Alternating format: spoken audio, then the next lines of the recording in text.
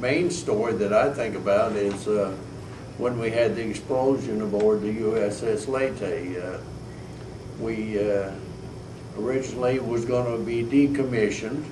We were in the Boston Naval Shipyards, and they decided to put us back in commission as a CVS.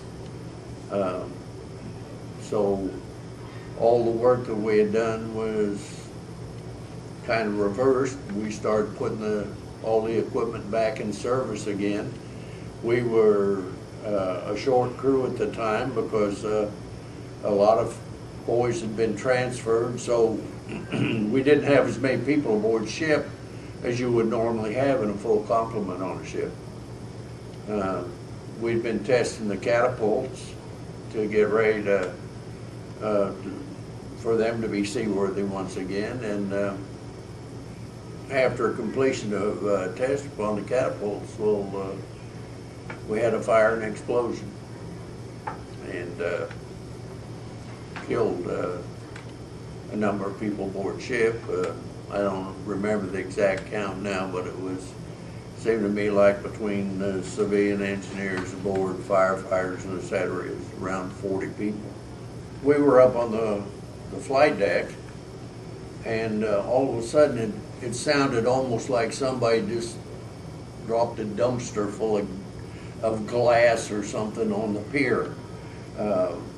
This just tremendous loud noise, and the ship shook, and then from the port side, all of a sudden there was just a cloud of smoke billowed out through the hangar bay.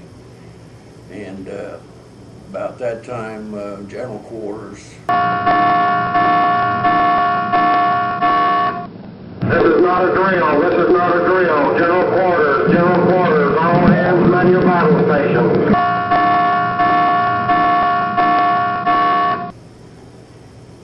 Fire. Excuse me. And of course,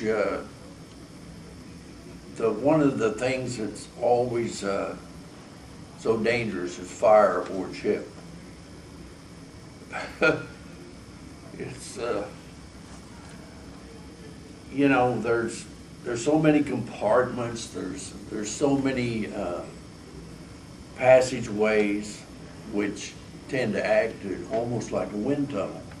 And you know, with fire, when you pull all this oxygen in, then you just feed the fire. And of course, at this particular time, I don't believe that we had fire retardant paint on board ship in the Navy.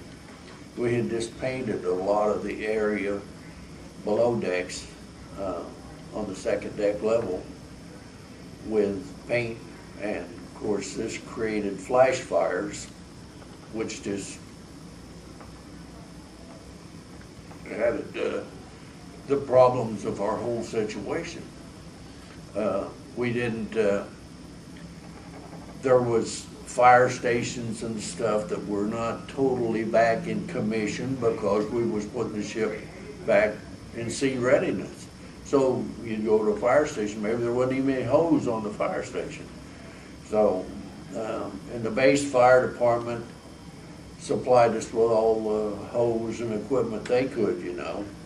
But, and we had tugs alongside pumping water all along the hull to try to keep it cool, and to try to control the fire to keep it from spreading. But it was touch and go for quite some time, because we didn't know really what totally was below decks, what was going on. It was one of those things where you wonder about the guys that you work with, and you know, you become a big family, and it's just that then eventually we got the ship all back seaworthy once again, and we went to sea as a CVS and operated as a CVS carrier. which means you're more or less an anti-submarine carrier. That was our mission at that time.